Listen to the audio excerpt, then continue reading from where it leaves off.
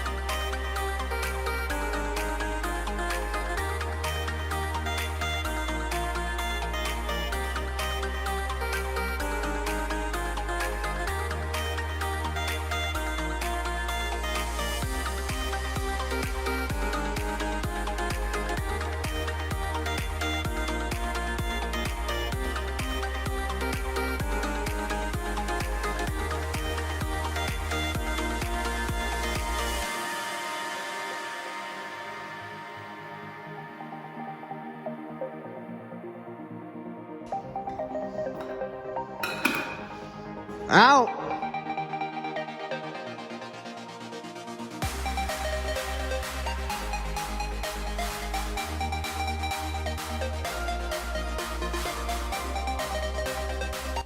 Alright guys, so we just got hit by a little curveball. You know, sometimes life does that for you. If you look right here, all this paint is wrinkled up, so we can't really move forward. I was really wanting to slick this in tonight, but you know what? We're gonna give it a second try bright and early in the morning. We're gonna go ahead and west send this with a 12 or 1500, and then we'll give it our second try and slick this in. I'll see you guys in the morning.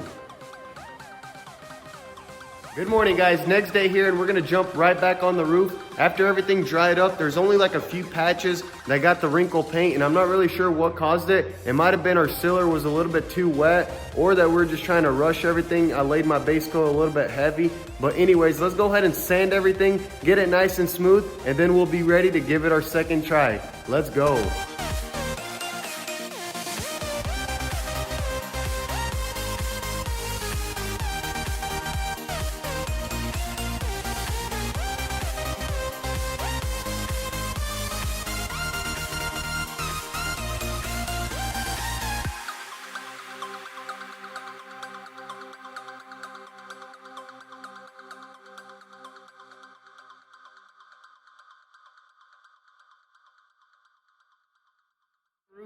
All right, boys, we got the roof sanded and ready to go. I went ahead and tried it right over there, and looks like we're not getting any kind of paint reaction. So let's go ahead and tack the roof, and then we're gonna start off with some of these patches like that right there and get a nice even layer on that, and then we'll be ready to paint the roof. Hopefully second time's a charm. Drop a like for good luck, and let's do this.